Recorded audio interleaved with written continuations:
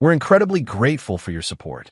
Before we begin today's tale, tell us, which city or country are you joining us from? We love connecting with our global audience. Now, let's dive into today's story. Chapter 1, Breaking Point. Devin Novak stared at the blinking cursor on his screen, the only light in his cramped apartment at 3:42 a.m. His eyes burned from exhaustion, but he couldn't stop now. Not when he was so close. The eviction notice taped to his refrigerator was a constant reminder of what was at stake. 3 months behind on rent, living on ramen and coffee, all because Novak Industries, his family's once thriving tech company, had collapsed spectacularly 8 months ago. The company his grandfather had built from nothing. The company his father, Lawrence Novak, had expanded into a regional powerhouse. The company that, under the mismanagement of the board his father had appointed, including Devin's brother-in-law Preston Hargrove, had hemorrhaged money until declaring bankruptcy. Devin took another swig of cold coffee and continued typing. His revolutionary software framework, codenamed Phoenix, was unlike anything on the market. While the company had focused on outdated hardware solutions, Devin had seen the future, adaptive AI infrastructure that could revolutionize how businesses manage their digital ecosystems. His phone buzzed. Brianna, his wife of 5 years, still working. Her voice was groggy with sleep. Almost there, Devin said, rubbing his eyes. Just solving the last integration issue. It's almost 4 in the morning, Dev. Come to bed. The company's gone. We need to move on. Devin gripped the phone tighter. I can save it, Bree. I know I can. The silence on the other end spoke volumes. Whatever, she finally said. I'm going back to sleep. The call ended. Their relationship had been strained since the bankruptcy. Brianna came from money, old Boston wealth that looked down on the nouveau riche Novaks. She'd married Devin during the company's peak, when his family name carried weight and his future seemed secure. Now, she barely looked at him. Devin turned back to his screen, determination hardening into resolve.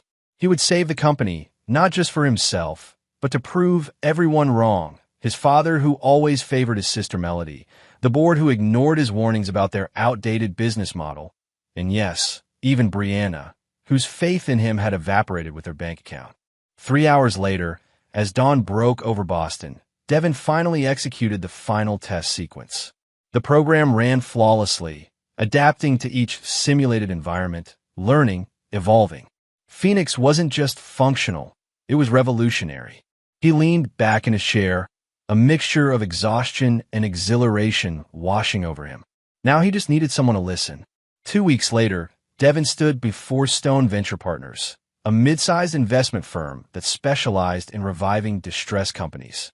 The conference room felt oppressively large, 12 pairs of skeptical eyes tracking his movements. The Phoenix framework doesn't just manage systems. It anticipates needs, Devin explained, his voice gaining strength as he navigated through his presentation.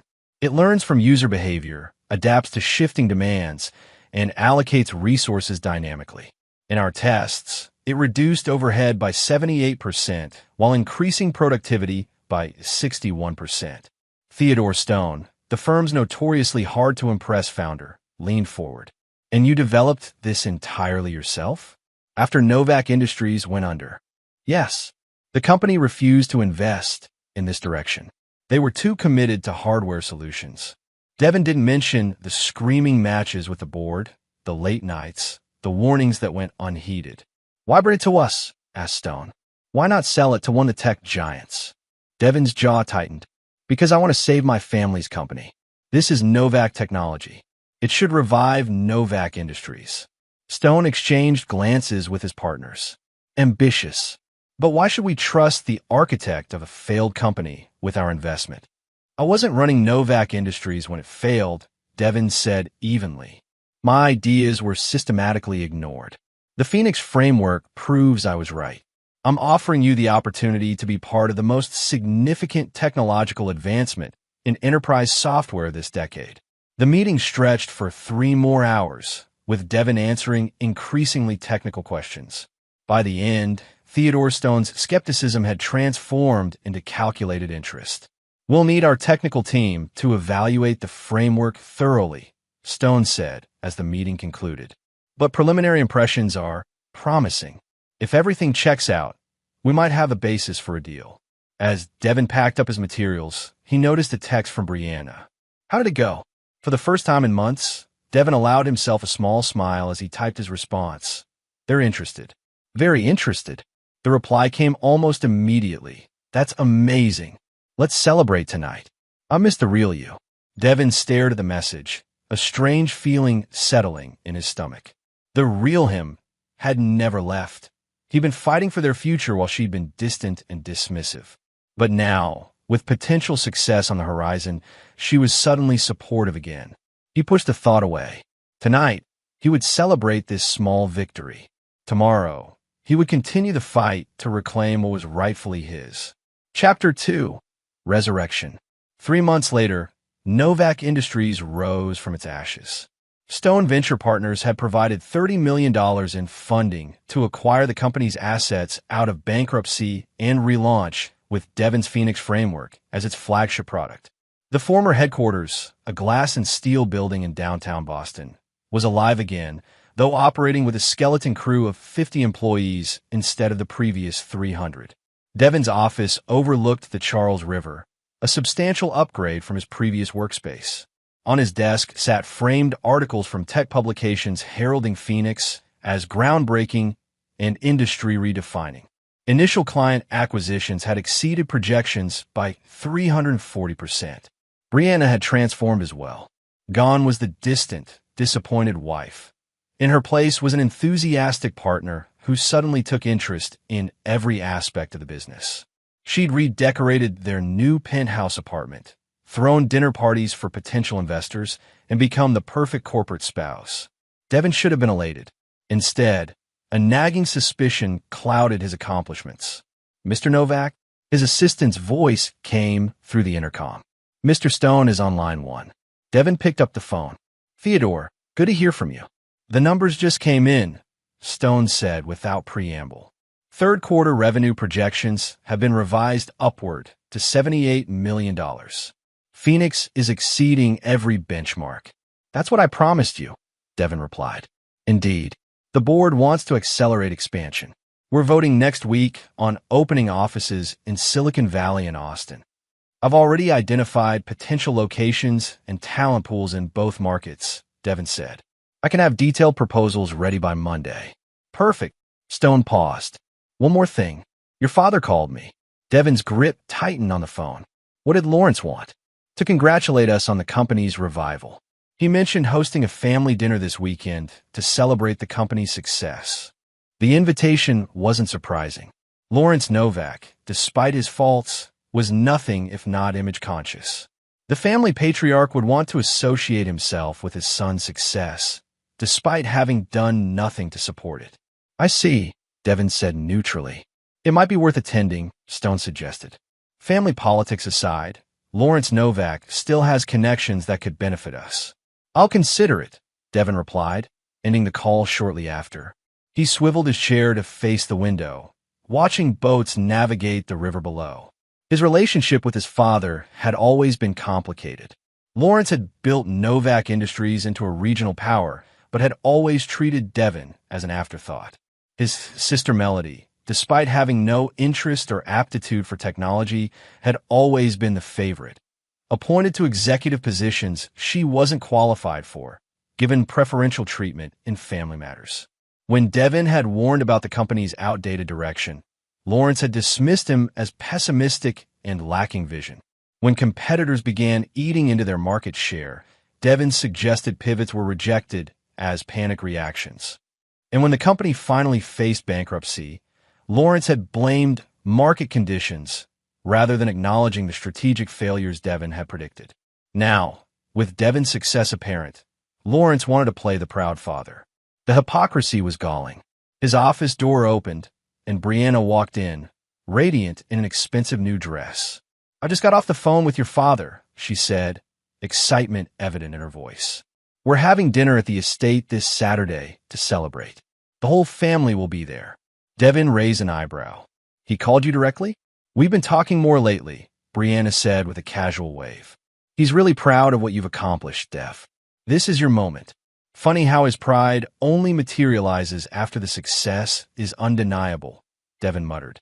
Brianna approached his desk, perching on its edge. Can you just enjoy this? You were right. Everyone else was wrong, and now you're being recognized for it. Devin studied his wife. Her renewed enthusiasm for their marriage had coincided precisely with the company's resurrection.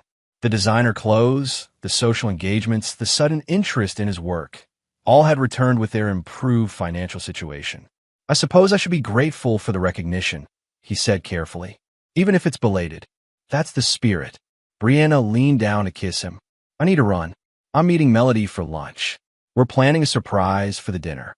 After she left, Devin turned to his computer and pulled up the building's security logs, a habit he developed since becoming CEO again.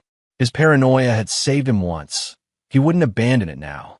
He scrolled through visitor records, stopping abruptly at an entry from 2 weeks ago. Preston Hargrove, his sister's husband and former board member, had visited the building and gone to the executive floor. According to the log, he'd stayed for nearly 2 hours. Devin hadn't seen him, which meant Preston had met with someone else. But who? A quick check of calendar records showed Devin had been in an off-site meeting that day. Further investigation revealed something even more concerning. Brianna had been in the building, having lunch in the executive dining room. With a growing sense of unease, Devin pulled up Preston's company profile from before the bankruptcy. Princeton-educated, old money, connected to half of Boston's elite. Preston had been instrumental in some of the worst decisions that led to the company's downfall. He'd pushed for expensive acquisitions that never integrated properly and opposed Devin's software initiatives at every turn. And now he was meeting with Brianna while Devin was away. Devin closed the records, his mind racing.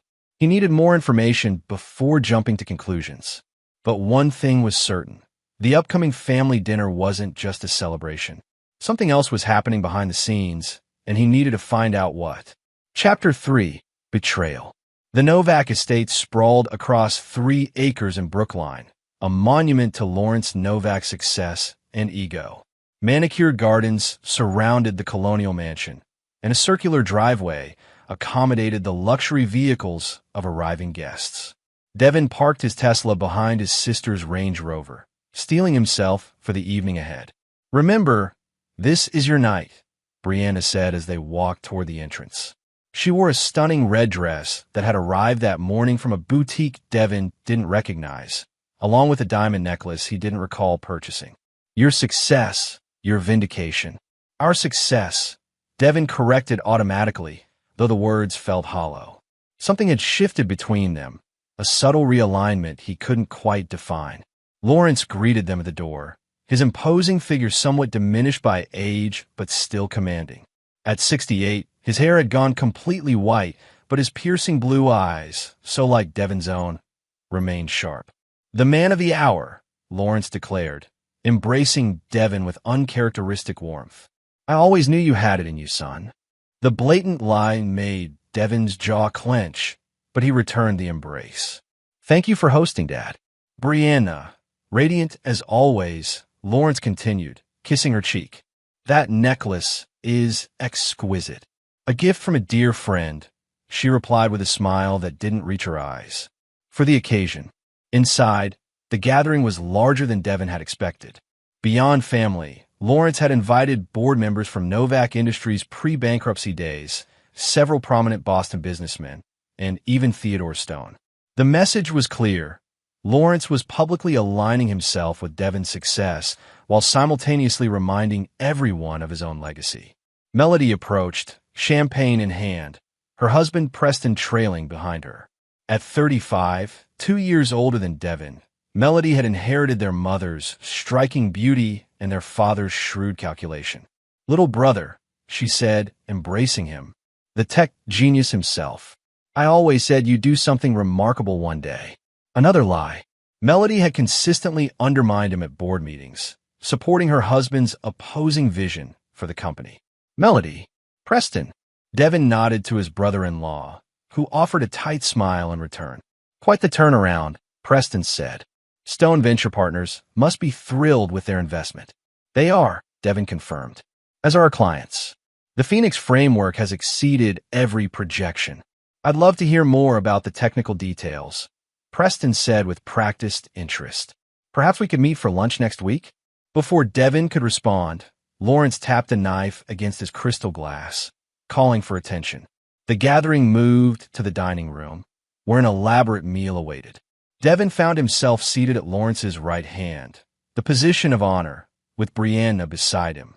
Preston and Melody sat across from them, with Theodore Stone situated at the far end of the table. The conversation flowed along with expensive wine, dominated by discussions of Novak Industries' remarkable resurrection. Devin answered questions about the technology, his vision for expansion, and the projected growth. Throughout it all, he noticed subtle exchanges, glances, nods, small smiles between Brianna, Preston, and his father. As dessert was served, Lawrence stood to make a toast. Family, friends, colleagues, tonight we celebrate not just the revival of Novak Industries, but its transformation into something greater than before. He raised his glass. When adversity struck, most saw only disaster. But true vision sees opportunity in crisis. True leadership rises from the ashes. Murmurs of agreement circled the table. Devin felt Brianna's hand squeeze his knee beneath the table. That's why, Lawrence continued, after careful consideration and consultation with Theodore Stone and the new board, I've made an important decision regarding the company's future leadership. Devin tensed. This wasn't expected. While technical innovation is the heart of our resurrection, Novak Industries needs a leader with broader vision. Someone who combines technical understanding with the social capital and connections necessary to navigate Boston's business landscape. Lawrence smiled at Brianna. That's why I'm pleased to announce that Brianna Novak will be assuming the role of Chief Executive Officer, effective immediately. The room erupted in applause. Devin sat frozen, his glass halfway to his lips. Devin will continue as Chief Technology Officer, focusing his remarkable talents on what he does best, creating groundbreaking technology, Lawrence added, while Brianna guides the company's overall strategy. Theodore Stone nodded approvingly. Preston raised his glass with a triumphant smile. Melody watched Devin with barely concealed satisfaction. After all, Lawrence said, turning to Devin, you're just not good enough as a leader. We need someone who can play the game at the highest levels. Someone who understands how real business works. The room went silent.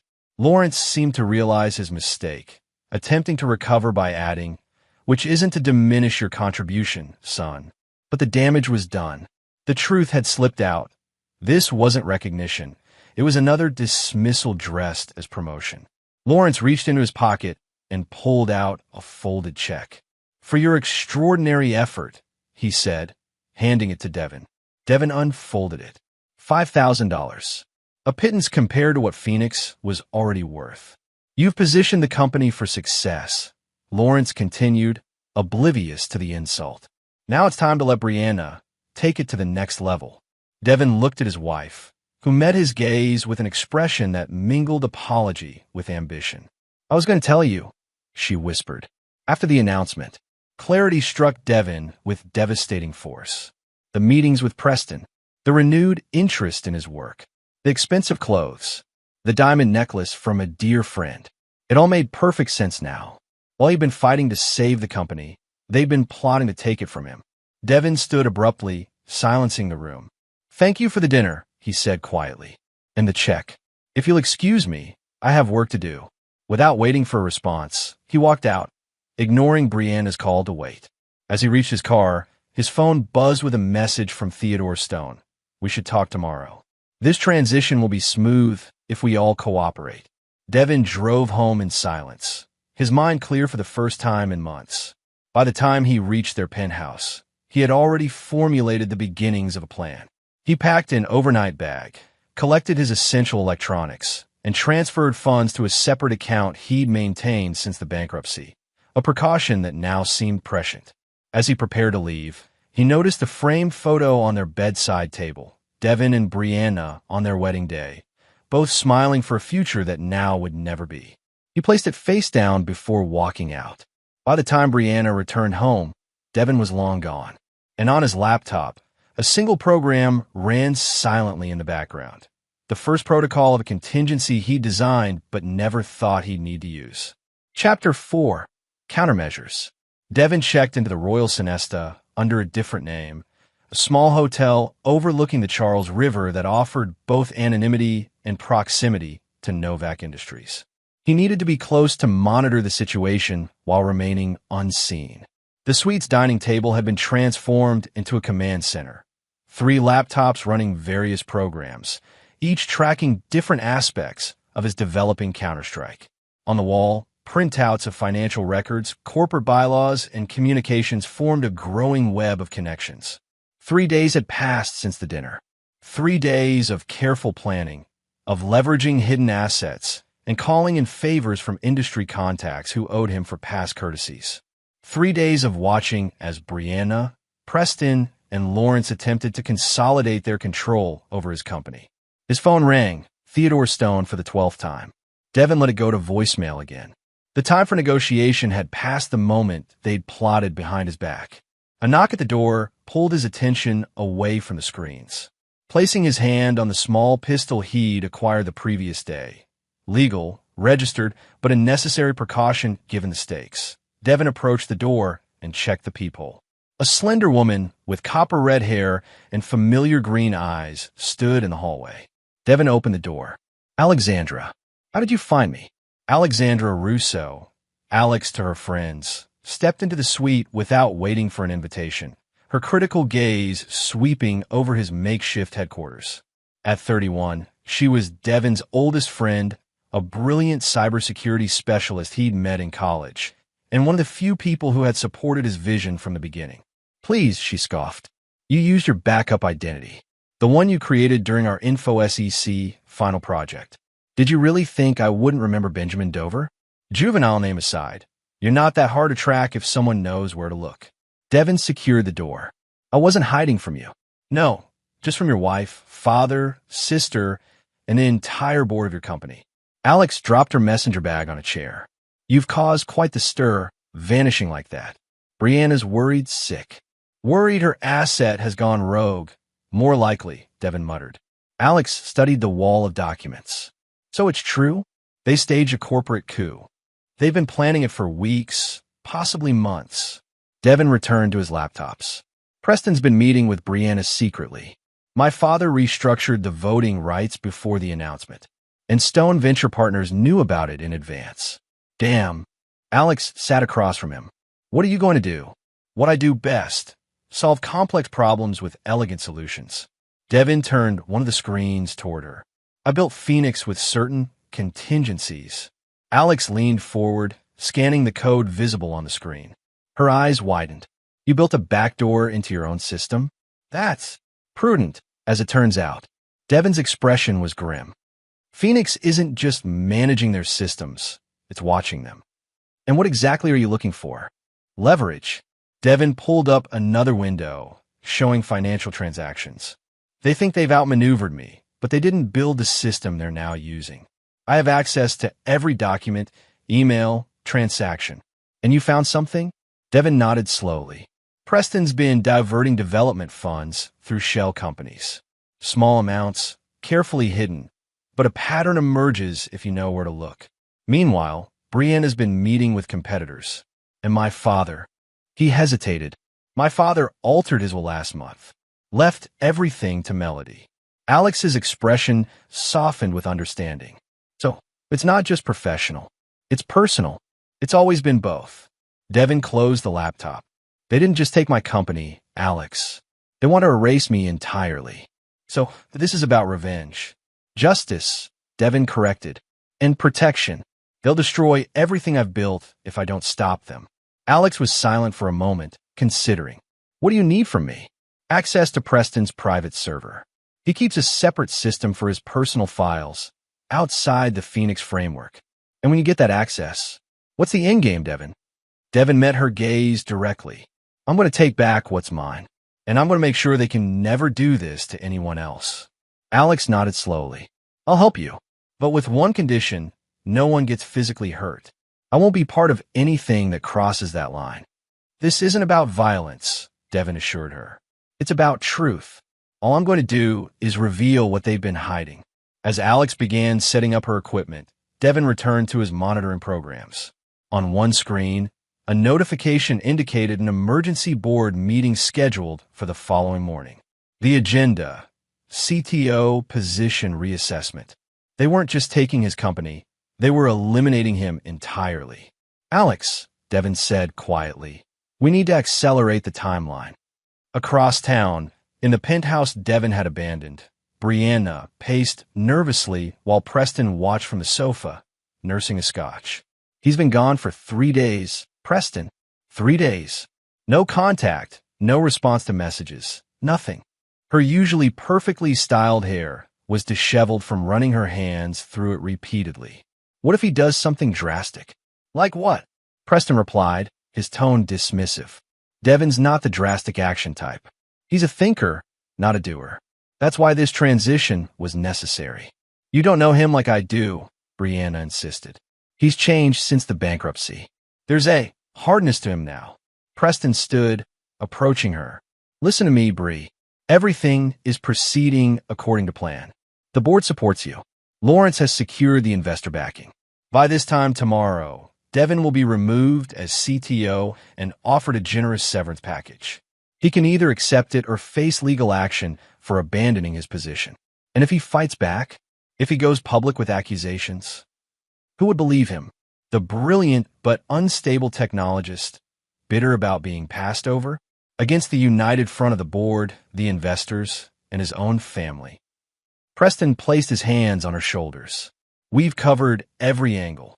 Brianna pulled away, walking to the window. I never wanted it to happen like this. The plan was to ease him out gradually, let him down gently. Plans change, Preston said simply. Lawrence thought it best to make a clean break. And I agree. Dragging it out would only have been crueler. Brianna turned back to him, conflict evident in her expression. Sometimes I wonder if we're doing the right thing. Preston's face hardened. The right thing? Brianna, Novak Industries will be worth billions within 5 years. Do you want to be the CEO of a multi-billion-dollar company or the ex-wife of a controlling tech hermit who would have run it into the ground again with his obsessions? That's not fair. Phoenix is revolutionary. Everyone says so. The technology, yes. But companies aren't built on technology alone. They require leadership, connections, strategic vision. Preston finished his scotch. Qualities Devin simply doesn't possess. Brianna's phone chirped with a message. She checked it, her expression shifting to alarm. It's Theodore Stone. There's been a security breach at the company. Core systems are behaving erratically. Preston tensed. What kind of breach? He doesn't say, just that we need to come in immediately. She looked up, fear evident in her eyes. Do you think, could Devin be behind this? Preston reached for his coat. If he is, he's just made the biggest mistake of his life. Chapter 5, Digital Warfare. The emergency response team assembled in Novak Industries' main conference room at 11:47 p.m. Brianna sat at the head of the table, flanked by Preston and Theodore Stone. Around them, bleary-eyed system administrators and security specialists worked frantically on laptops. Status update, Brianna demanded, struggling to project authority despite her growing panic. The anomaly started approximately 90 minutes ago, reported Nora Vincent, the head of IT security. At first, it was subtle, slight delays in processing, minor data discrepancies. But it's escalating. The Phoenix framework is, well, it's making decisions we didn't authorize. What kind of decisions? Preston asked sharply. Resource allocations, priority shifts, data routing. Nora pulled up a diagram on the main screen. It's as if the adaptive algorithms have been modified to pursue different objectives. In English, please, Brianna snapped. The system is rejecting our authority, Theodore Stone said quietly. It's following someone else's commands. The unspoken name hung in the air, Devin. Can we shut it down? Brianna asked. Nora shook her head. Not safely. Phoenix has integrated too deeply into our infrastructure. A hard shutdown would take out critical systems, including financial operations and client services. What about a rollback to a previous version? Preston suggested. We've tried. The system is blocking access to backup servers. Nora's expression was grim. It's as if it anticipated our countermeasures. Theodore Stone stood abruptly. We need to contact Devin. Whatever grievance he has, this isn't the way to address it. We don't know that this is Devin, Brianna argued, though her voice lacked conviction. Who else would have the capability? Stone demanded. Who else would have motive? I warned you both that removing him so abruptly was dangerous. The man built the system from the ground up. Of course, he included safeguards.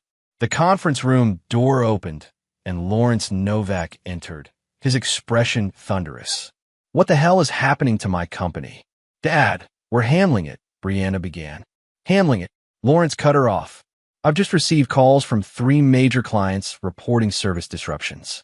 The stock price is already dropping in after-hours trading based on rumors. This doesn't look handled to me. Before anyone could respond, every screen in the room suddenly went dark, then illuminated with the same message. Phoenix Protocol activated. Security verification required. Unauthorized leadership detected. What in God's name? Lawrence muttered. The screens changed again, displaying a simple countdown. 12 hours, ticking down second by second. 12 hours, Nora whispered. We have 12 hours until something. Find my son, Lawrence ordered. Whatever it takes.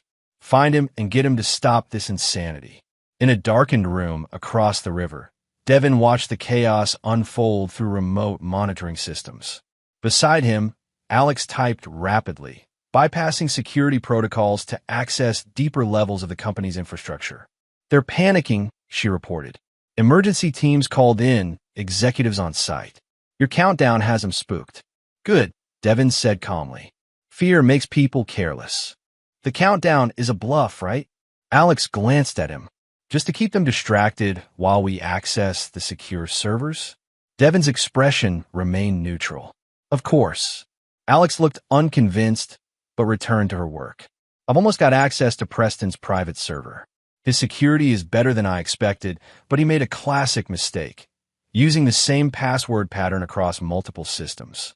Devin nodded absently, his attention on another screen showing financial data flowing through the Phoenix framework.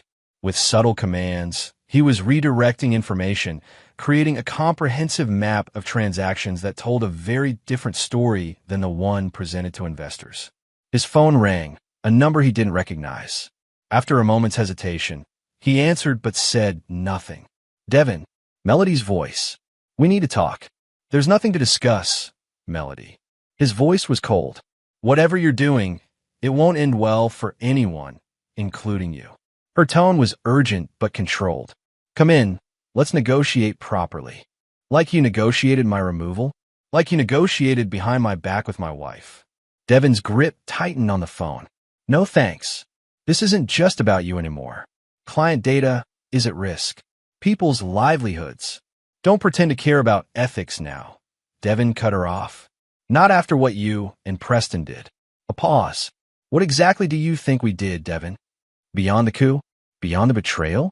I know about the fund diversions, Melody, the shell companies, the kickbacks. Did you think Phoenix wouldn't notice unusual financial patterns? It was designed to identify inefficiencies and anomalies. Devin's voice remained steady. It found you. Another pause, longer this time. What do you want? Justice. Truth. Recognition. Devin watched as Alex gave him a thumbs up. She'd broken through Preston's security. But don't worry about what I want. Worry about what happens when everyone else learns what you've been hiding. He ended the call and turned to Alex. What have we got? Everything. Alex's eyes were wide as she scrolled through documents. Email exchanges with Brianna dating back 6 months, planning the takeover. Financial records showing personal use of company funds. And she stopped, looking up at Devin. Love letters. Explicit ones. Devin's expression didn't change, but something cold settled in his chest. They're having an affair. It appears so. Alex's voice was gentle. I'm sorry, Devin. Don't be. Devin pulled the laptop toward him. This is exactly what I needed. As he reviewed the evidence, pieces falling into place, Devin's phone chimed with a text message from an unknown number. It contained only an address in Cambridge and a time, 8 a.m. "Who's that from?" Alex asked. "Theodore Stone, most likely." Devin pocketed the phone. "He wants to meet. Are you going?" Devin nodded slowly. "Phase 1 is complete. We have the evidence. Phase 2 requires a more personal touch." "Devin," Alex's voice turned serious. "Remember our agreement. No one gets physically hurt. No one will," he assured her. "But that doesn't mean they won't feel pain." At Novak Industries, the situation was deteriorating.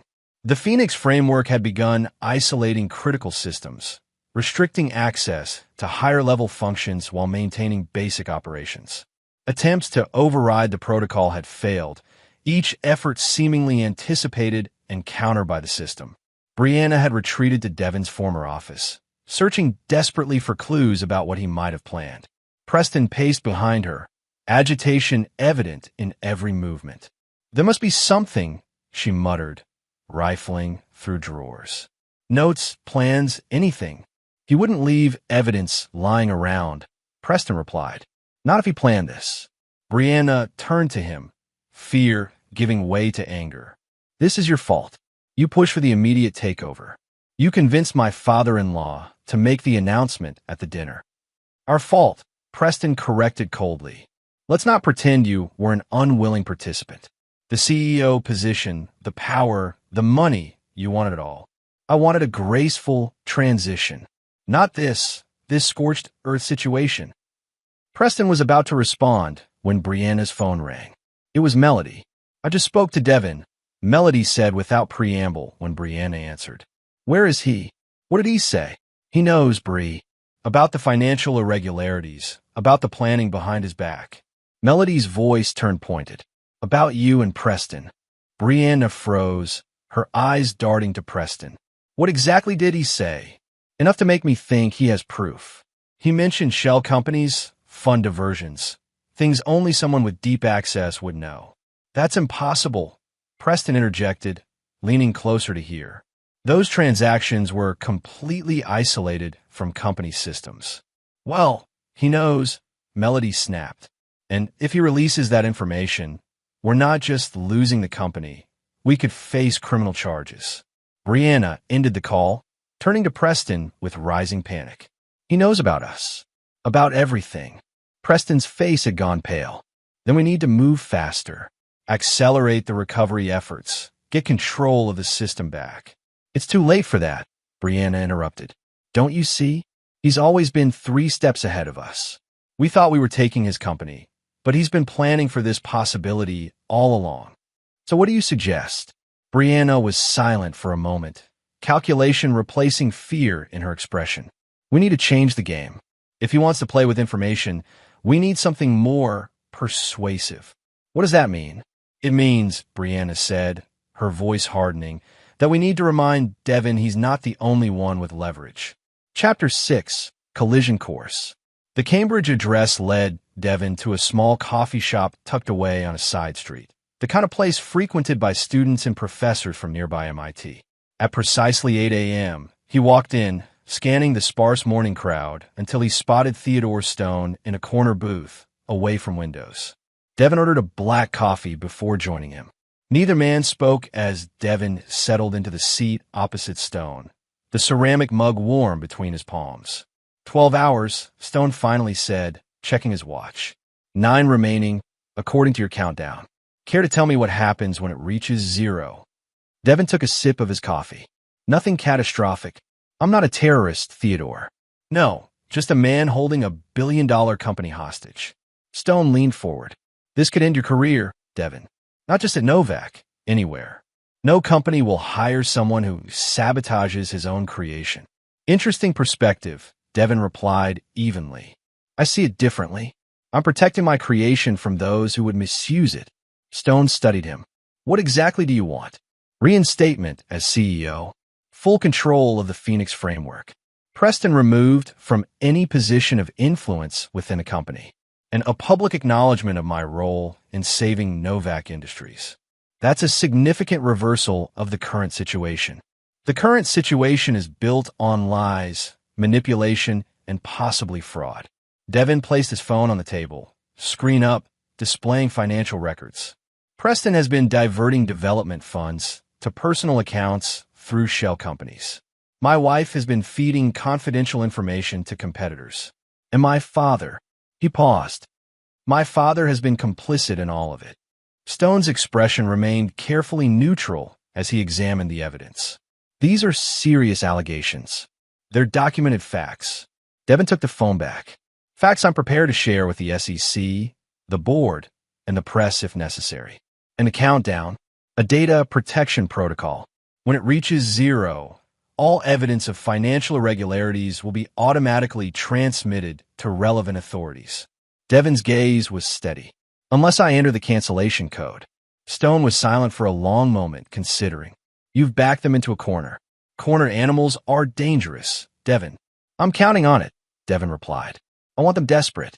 I want them making mistakes. Why meet with me then? Why reveal your hand? Because you're not like them, Theodore. You're a businessman, not a betrayer. You invested in Phoenix because you recognized its value. Devin leaned forward. I'm offering you a chance to be on the right side of what's coming. Stone's phone buzzed with a message. He checked it, his expression shifting subtly. It seems your tactics are having the desired effect. The board has called an emergency session for noon today. Good.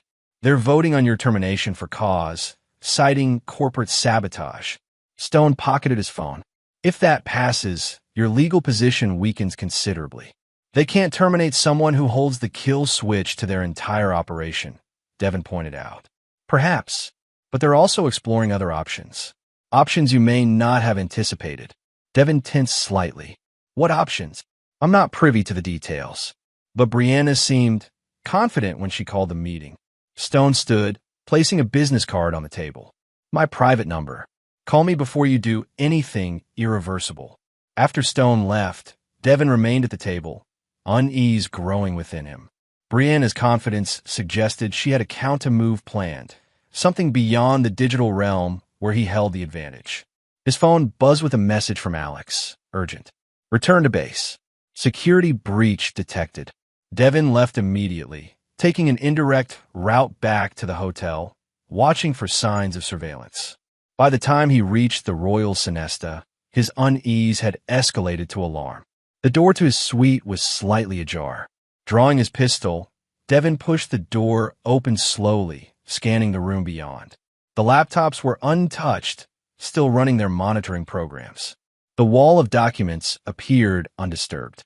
But Alexandra was nowhere to be seen. Alex, he called cautiously, moving deeper into the suite. His phone rang, Brianna's number. With growing dread, he answered. Looking for your friend? Brianna's voice was cold, calculating, a tone he'd never heard from her before. The redhead with the remarkable cyber talents. Devin's grip tightened on the gun. If you've heard her, she's fine. For now. Brianna cut him off. But her continued well-being depends entirely on your cooperation.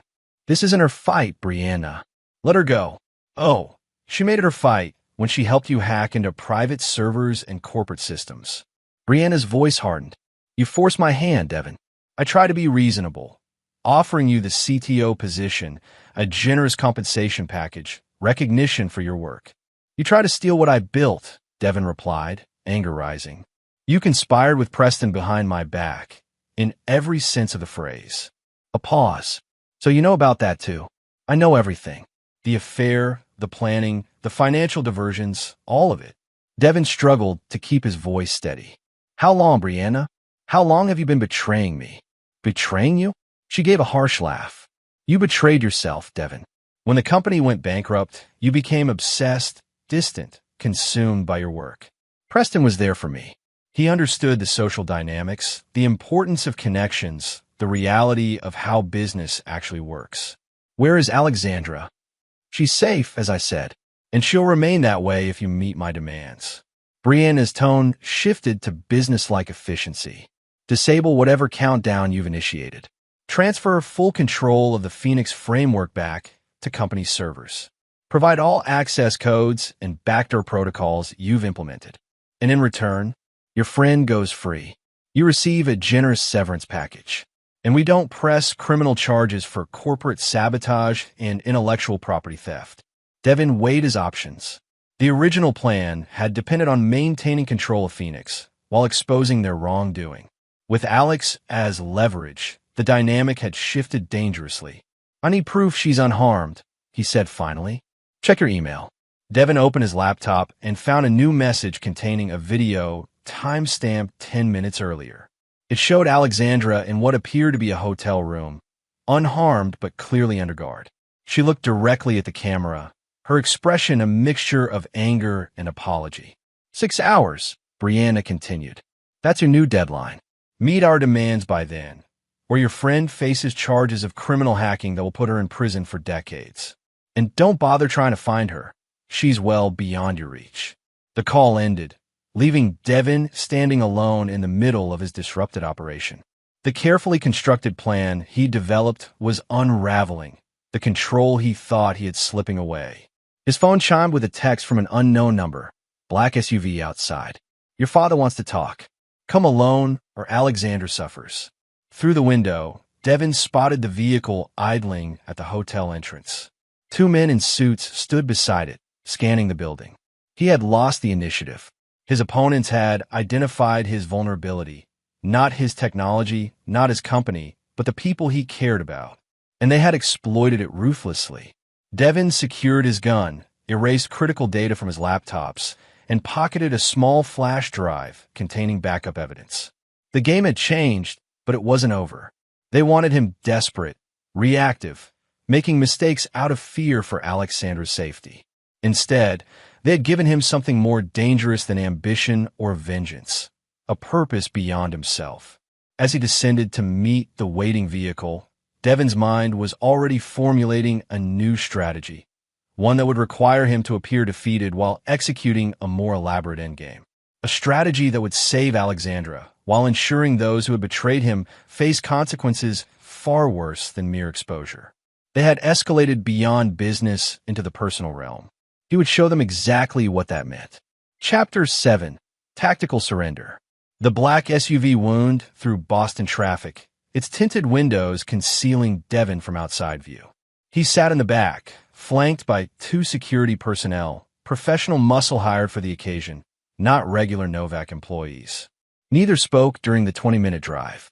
Rather than Novak Industries headquarters, the vehicle delivered him to his father's estate in Brookline. The same house where, less than a week ago, his humiliation had been orchestrated. The symmetry wasn't lost on Devin as he was escorted inside, not to the formal dining room this time, but to Lawrence's wood-paneled study. His father sat behind an imposing mahogany desk, with Preston standing by the fireplace. No sign of Brianna or Melody. "Search him," Lawrence ordered. One of the security men patted Devin down efficiently, removing his phone, the flash drive, and a small recording device Devin had deliberately left in his pocket as a decoy. They missed the microscopic data chip embedded in his watch, cutting-edge technology from one of Phoenix's subsidiary developments. "Leave us," Lawrence said to the security team once they'd completed their search. As the door closed behind them, he fixed his gaze on his son. "You've created quite the situation, Devin." "No, Dad. You created it. I'm just responding." Lawrence's expression hardened. "By holding the company hostage? By sabotaging systems? By corporate espionage? Those are felonies, son." "Interesting concerns from someone who's been complicit in financial fraud," Devin replied evenly. "Or did Preston not tell you about the diverted development funds?" Preston stepped forward, his handsome face tight with controlled anger. "Those allocations were approved by appropriate channels. Shell companies registered to your cousin's address aren't appropriate channels," Devin countered. "Neither is falsifying progress reports to justify continued funding." Lawrence raised a hand, silencing Preston's response. "We're not here to debate financial minutiae. We're here to resolve the current crisis. Your friend's future depends on it." "Where is Alexandra?" "Safe," Preston replied. "And she'll remain that way if you cooperate." Devin maintained a carefully neutral expression, but internally he reevaluated his situation. They were separating him from potential allies, isolating him physically while applying emotional pressure. Standard negotiation tactics, but executed with personal knowledge of his weaknesses. What exactly do you want from me? Devin asked, though he already knew the answer. Lawrence opened a folder on his desk. A full technical debrief on Phoenix's architecture, including all backdoor access points and security protocols. Transfer of intellectual property rights to Novak Industries. Your resignation from the company. And a signed non-disclosure agreement covering both corporate operations and personal matters. In exchange for Alexandra's freedom. No criminal charges against either of you. And financial compensation of $2 million. Lawrence pushed a document toward him. The paperwork is ready. Devin glanced at the agreement without touching it. And if I refuse? Then Ms. Russo faces federal charges for cybercrimes carrying minimum sentences of 15 years. Preston's smile was cold. And you join her, after we reveal how you embedded malicious code in vital corporate infrastructure. Devin looked between the two men, allowing vulnerability to show in his expression, a calculated display of defeat. I need assurance Alexandra is safe before I sign anything. Lawrence nodded to Preston, who made a phone call. After a brief conversation, he activated a video call on his tablet and turned it toward Devin. The screen showed Alexandra in the same hotel room, reading a newspaper with today's date clearly visible. Satisfied? Lawrence asked. Devin nodded slowly. I'll need to disable the countdown protocol first. It's designed to trigger automatically if I don't input cancellation codes every 4 hours. Do it. Lawrence pushed Devin's phone toward him.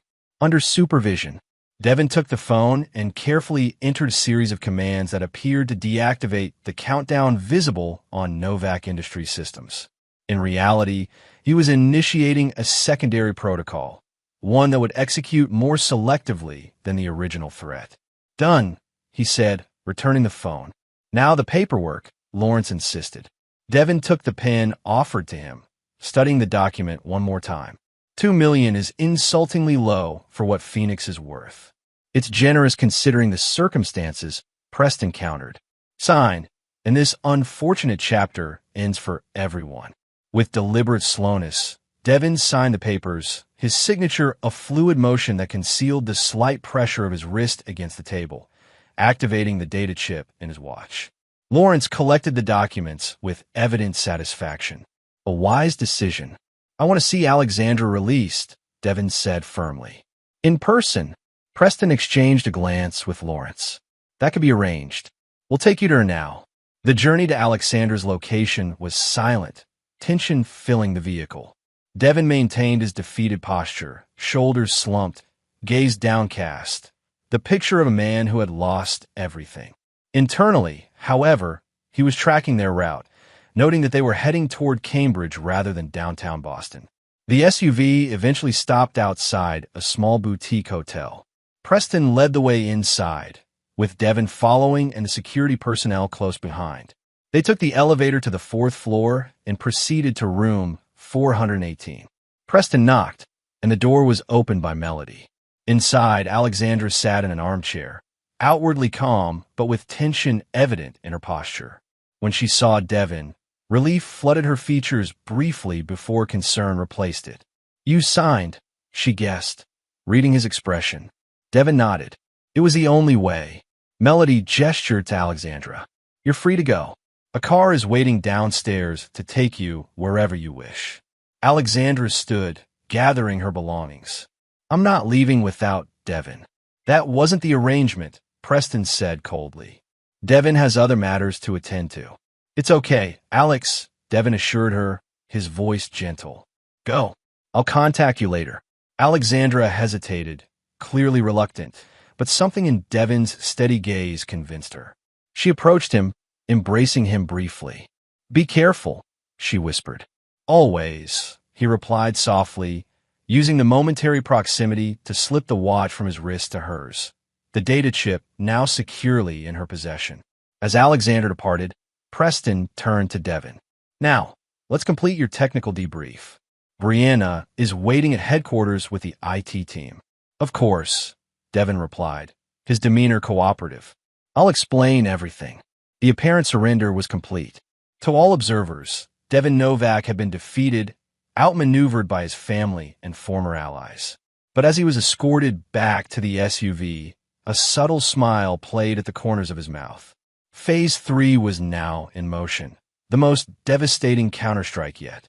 Alexandra Russo stepped out of the taxi 6 blocks from the hotel, immediately switching to a bus, then walking several more blocks before entering a small internet cafe. Her hands trembled slightly as she ordered a coffee and selected a workstation in the rear corner, away from windows and other patrons. Devon's watch felt heavy on her wrist, a responsibility she understood without explanation. With practiced movements, she accessed a secure browser and connected to an anonymous network. Then, carefully, she pressed the nearly invisible seam on the watch's underside. A miniature USB connector emerged. Alexandra plugged it into the computer, and a single file appeared, labeled simply Contingency. Inside was a detailed dossier, financial records, email exchanges, recorded conversations, all meticulously organized and annotated. And with it, a set of instructions that made Alexandra's eyes widen as she read. Wait exactly 90 minutes, then execute. Not before. Alexandra checked the time. The countdown had begun. At Novak Industries headquarters, Devon was escorted to the executive conference room where the crisis had been managed throughout the night. Brianna stood as he entered, her expression a complex mixture of triumph and unease. Around the table sat key members of the IT security team, along with Theodore Stone and several board members.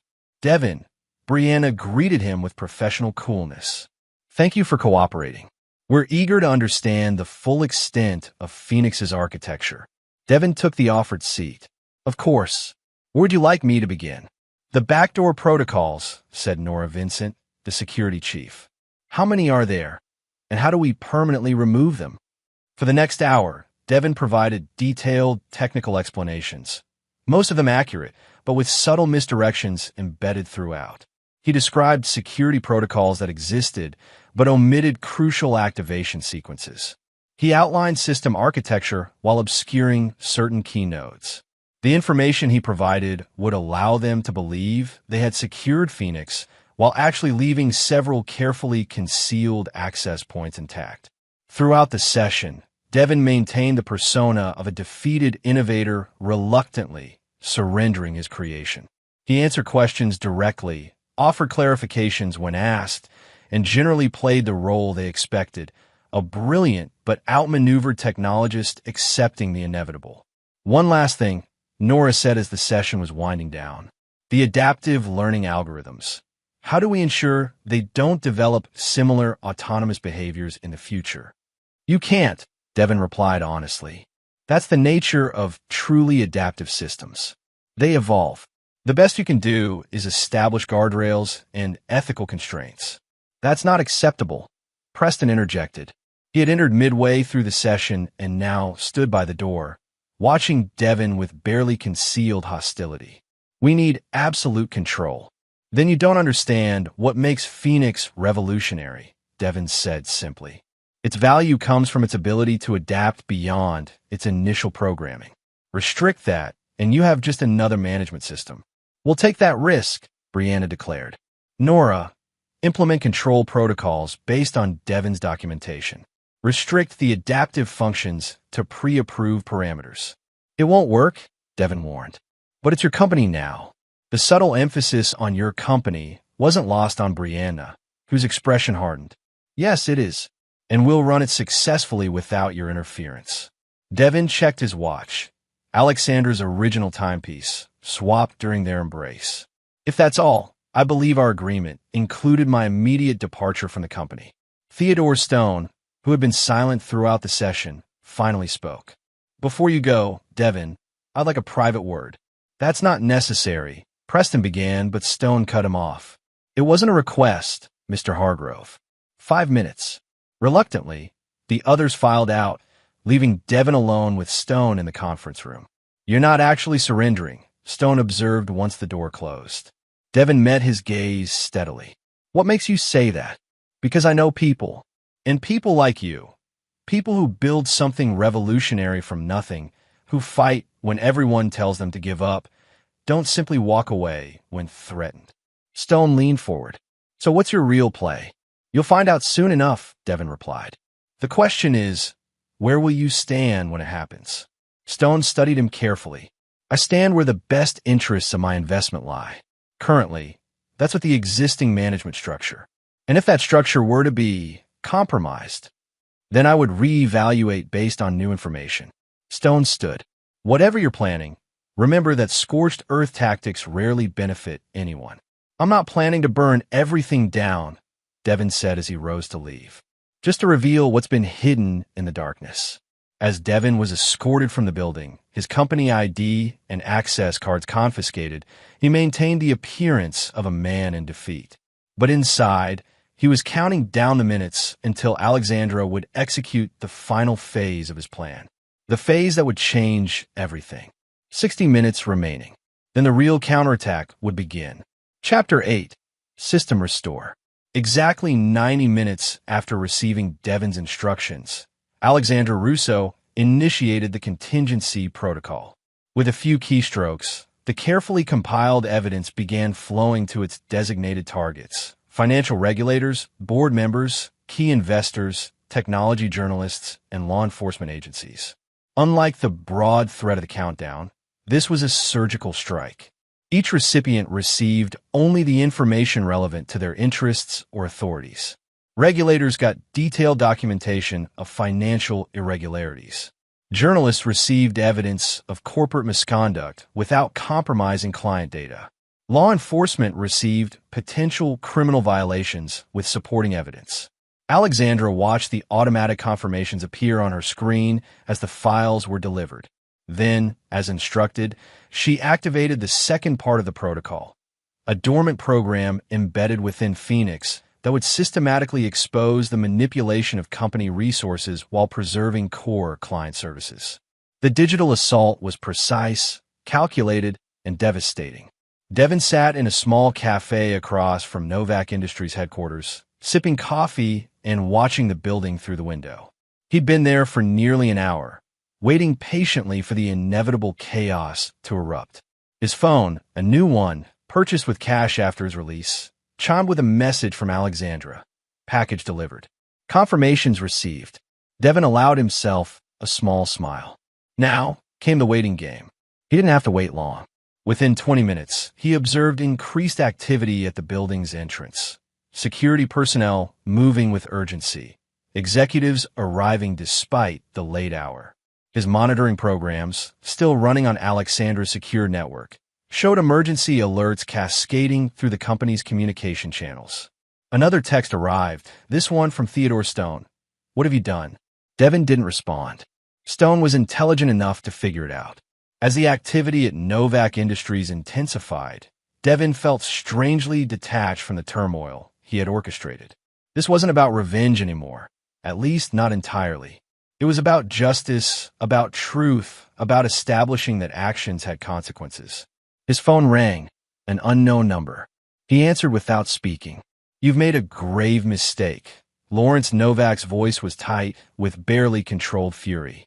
Hello, Dad, Devin replied calmly. Having a difficult evening? Do you have any idea what you've done? The SEC is demanding records. Stone Venture Partners is threatening to withdraw funding. Our stock is in free fall. Consequences, Dad, for the shell companies, for the diverted funds, for the lies. Devin's voice remained steady. I warned you all what would happen if you push me out. This isn't just about you anymore. Lawrence shouted. The company will collapse again. Is that what you want? To destroy your family's legacy out of spite? The company won't collapse. Phoenix is too valuable. The client base too established. Devin watched as more cars arrived at the headquarters. What will collapse is the corrupt management structure that tried to steal my work. A pause. What do you want, Devin? I think you know. Tell me anyway. Full reinstatement as CEO. Preston removed from all positions within the company. His ownership shares transferred to a trust for employee benefits. A public acknowledgement of the attempted coup and subsequent cover-up. Devin took a sip of his coffee. And a board restructuring that ensures this can never happen again. And Brianna? Lawrence asked quietly. Devin's grip tightened on the phone. Her fate is her own to decide. But but she won't be part of Novak Industries in any capacity. Another long pause. The board will never agree to these terms. The damage is too extensive. Then let me speak to someone who can make decisions. Someone whose investment is at risk. Someone like Theodore Stone. Stone has already called an emergency board meeting, Lawrence admitted. It's happening now. Good. Tell him I'll be there in 30 minutes. Devin ended the call, then texted Alexandra. Phase 3 complete. Meet me at headquarters. The walk across the street felt symbolic. A return from exile, a reclaiming of territory. Security personnel recognized him immediately, their expressions shifting from suspicion to uncertainty as they received instructions through their earpieces. Without a word, they escorted him to the executive elevator. The boardroom was filled with tense energy when Devin entered. Theodore Stone sat at the head of the table, flanked by remaining board members. Brianna and Preston were notably absent, as was Lawrence. Mr. Novak, Stone greeted him with formal neutrality. Your timing is impeccable. I thought it might be, Devin replied, taking an empty seat. Shall we discuss the company's future? The company's future is in serious jeopardy thanks to your actions. One board member, Harrison Wells, a longtime ally of Lawrence, said accusingly. The SEC investigation alone could take months, possibly years. Only if you resist, Devin countered. Full cooperation, transparent acknowledgement of past misconduct, and a clear plan for structural reform would expedite the process considerably. And I suppose you have such a plan? Wells asked sarcastically. I do. Devin pulled a tablet from his bag and connected it to the room's display system. A complete reorganization proposal, including leadership changes, governance reforms, and a strategy for rebuilding investor confidence. The board members exchanged glances as Devin outlined his plan. Himself as CEO, Alexandra Russo as Chief Security Officer, a restructured board with stronger independent oversight, and a transparency initiative to rebuild trust with regulators and clients. This is remarkably comprehensive, Stone observed when Devin finished. Almost as if you anticipated this exact scenario.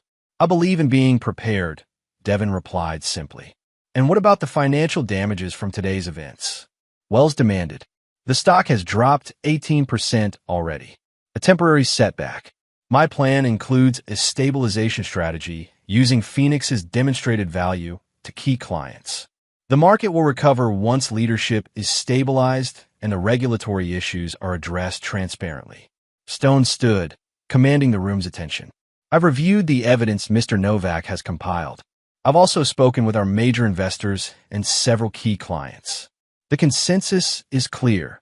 The current management team has lost credibility. A change is necessary for the company's survival. You can't seriously be considering putting him in charge, Wells protested. After what he's done. What he's done, Stone replied evenly, is expose serious misconduct that would eventually have been discovered anyway, likely with far more damaging consequences. He's also created a technology that continues to demonstrate extraordinary market potential. Stone turned to Devin. The board will need to vote formally, but I believe we have consensus on the essential elements of your proposal. There are, however, some outstanding issues requiring immediate attention. Such as, Devin asked. Preston Hargrove and Brianna Novak have already tendered their resignations, effective immediately. Lawrence Novak, however, is refusing to step down as chairman. Devin nodded, having anticipated this resistance. Where is my father now? In his office, Stone replied. He's requested to speak with you privately before any final decisions are made. Devin stood. Then let's not keep him waiting. Lawrence Novak stared out the window of his corner office, his back to the door when Devin entered. For a moment, neither spoke, the weight of decades of complicated history hanging between them. I underestimated you, Lawrence finally said, still facing the window. A mistake I've made repeatedly, it seems. Yes, Devin agreed simply. Lawrence turned, his face showing his age more prominently than Devin had ever seen. Was all this necessary? The public exposure, the regulatory investigations, the market panic? You left me no choice, Devin replied. You took everything from me, my company, my position, my marriage. You humiliated me in front of family and colleagues. What did you expect me to do? Walk away quietly? I expected you to negotiate, to fight within the system, not burn it down. Lawrence sank into his chair. Your grandfather built this company from nothing. I expanded it across the region. And now you've placed its entire future at risk. No, Dad. You did that when you conspired with Preston and Brianna. Devin remained standing, unwilling to cede even symbolic ground. I'm saving the company again. But this time, I'm ensuring no one can take it from me. Lawrence was silent for a long moment. And what becomes of me in this new order you're creating? That depends on you, Devin said. You can fight this, drag it out through legal challenges and public battles. Battles you'll ultimately lose given the evidence. Or you can accept a dignified retirement, maintain your position as chairman emeritus, and preserve what's left of your legacy. And my relationship with my son? Lawrence asked quietly. The question caught Devin off guard. In all his planning, all his calculations, he hadn't considered reconciliation with his father. Revenge, justice, vindication. These had been his objectives, not forgiveness. That will take time, Devin finally answered. Trust once broken isn't easily restored. Lawrence nodded slowly. A lesson I'm learning too late, it seems. He reached into his desk drawer and removed a folded document, sliding it across to Devin. My resignation as chairman, effective immediately. Devin took the document without opening it. A wise decision, not wisdom, Lawrence corrected. Necessity, and perhaps a first step toward atonement. He stood, extending his hand. Congratulations, CEO Novak. Devin hesitated before accepting the handshake. Firm, professional, neither warm nor cold. Not forgiveness, not yet, but acknowledgement. A beginning. The board will expect your public support for the transition, Devin said as he moved toward the door. They'll have it, Lawrence promised. One last thing, Devin. Devin paused, looking back. Your mother would have been proud. She always said you were the one who truly understood what it meant to build something worthwhile. The mention of his mother, gone 10 years now, struck Devin unexpectedly. He nodded once, unable to formulate a response, and left the office. In the hallway, he found Alexandra waiting, a slight smile playing on her lips. Well, is it done? It's done, Devin confirmed. Lawrence has resigned. Stone is bringing the board in line. Preston and Brianna are gone. And now we rebuild. Devin's expression was determined as they walked toward the boardroom. Better than before. Stronger. More honest. A phoenix rising, Alexandra said, linking her arm with his.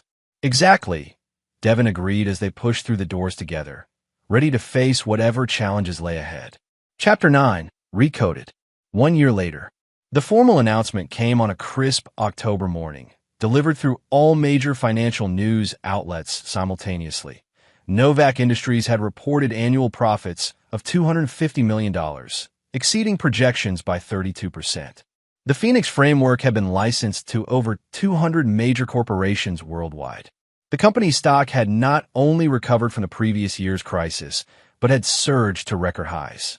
Devin Novak, now firmly established as CEO, stood in his office reviewing the press coverage. The Wall Street Journal had run a feature titled The Resurrection Architect, How Devin Novak Transformed Disaster into Dynasty.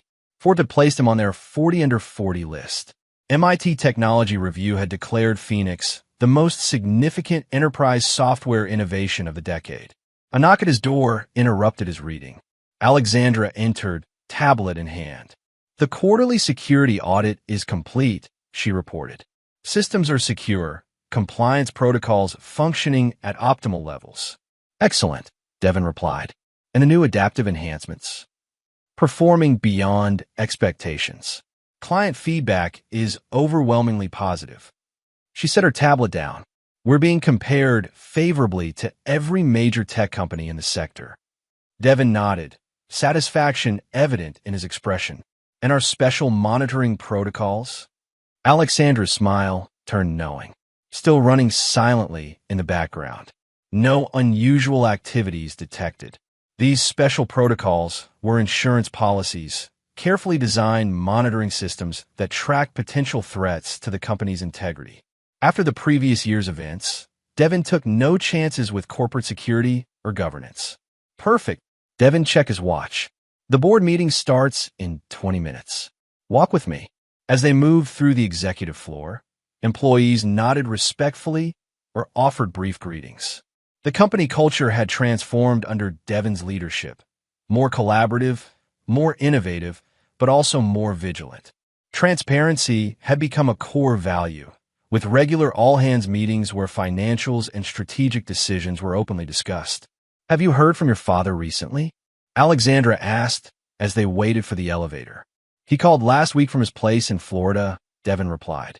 Seems to be enjoying retirement, surprisingly enough. The reconciliation with Lawrence had been slow, cautious, neither man entirely willing to trust again, but both recognizing the value of family bonds, however strained. Monthly phone calls had gradually evolved into occasional visits. Not forgiveness, perhaps, but a truce built on mutual respect. And Brianna? Any word? Devin's expression tightened slightly. The divorce was finalized 3 months ago. Last I heard, she and Preston had relocated to Chicago. The aftermath of the corporate coup had been particularly harsh for Brianna and Preston. Beyond losing their positions at Novak Industries, they had faced significant professional repercussions when their roles in the financial irregularities became public. No formal charges have been filed, part of Devin's negotiated settlement, but their reputations in Boston's business community have been irreparably damaged. Do you ever regret how it all played out? Alexandra asked as they entered the elevator. Devin considered the question seriously. I regret the necessity of it, he finally said, not the outcome. The boardroom was already filled when they arrived. Theodore Stone, who had remained as a key investor and ally, sat at Devin's right hand. The restructured board included industry experts, independent directors, and for the first time, 2 employee representatives, part of Devin's governance reforms. Before we begin, Devin said once everyone was seated, I want to acknowledge an important anniversary. 1 year ago today, Novak Industries was in crisis. Our future was uncertain, our leadership compromised, our very existence threatened. Heads nodded around the table. The crisis still fresh in institutional memory despite the subsequent success. Today we stand transformed, not just financially successful, but ethically grounded and strategically positioned for decades of growth. Devin's gaze swept the room. This didn't happen by accident. It happened because we made difficult choices, because we prioritized integrity over expediency, because we recognized that true leadership isn't about control, it's about vision. Stone raised his coffee cup in a small salute. A vision you've certainly demonstrated, Devin. A shared vision, Devin corrected. One that requires all of us to maintain. He opened his tablet, bringing up the quarterly results on the room's display. Now, let's discuss our future. Later that evening, Devin stood on the balcony of his new apartment overlooking Boston Harbor. The lights of the city reflected on the dark water. A tapestry of human ambition and ingenuity spread before him. He took a sip of scotch, reflecting on the journey that had brought him here. The bankruptcy that had nearly destroyed everything. The innovation born from desperation. The betrayal that had tested his resolve. The calculated counterattack that had restored his position. A soft chime from his phone interrupted his thoughts. A message from Theodore Stone containing a link to a business news article. The headline read, Hargrove Ventures fails in first year. Investors lose millions. Preston's attempt to rebuild his career had apparently faltered. Devin felt no satisfaction at the news, only a distant acknowledgement that consequences continued to unfold. He closed the article without finishing it. Another message arrived, this one from Alexandra. Still coming over for dinner? I made that pasta you like. Devin smiled as he typed his reply, on my way. Bringing dessert. Their relationship had evolved gradually over the past year, friendship deepening into something more as they rebuilt the company together. Alexandra understood him in ways Brianna never had, appreciated his technical brilliance, challenged his thinking, shared his vision for what technology could achieve. With her, there was no pretense, no hidden agenda, just genuine partnership. As he gathered his keys and jacket, Devin glanced at the framed article on his wall. The first major coverage after his return to leadership, headlined Phoenix Rising, Novak Industries reborn under founder's son. The journey wasn't over. There would be new challenges, new competitors, new technologies to develop. But Devin faced the future with confidence born of hard-won experience. He had saved his company twice, first with innovation, then with determination. He had lost, suffered, fought back, and ultimately prevailed. Most importantly, he had redefined success on his own terms. Not just financial achievement or market dominance, but the creation of something meaningful and enduring. Something his grandfather would have recognized and his mother would have been proud of. As Devin left his apartment and headed toward a future bright with possibility, he carried with him the most valuable lesson of the past year. True strength comes not from never falling, but from rising each time you fall, transformed, wiser, and more resilient than before. A phoenix reborn from its own ashes. And there you have it. Another story comes to an end. What did you think? I'd love to hear your thoughts in the comments below. If you enjoy this story, consider joining our community by subscribing. It means the world to us. For more stories like this one, check out the recommended videos on screen. And I'll see you there.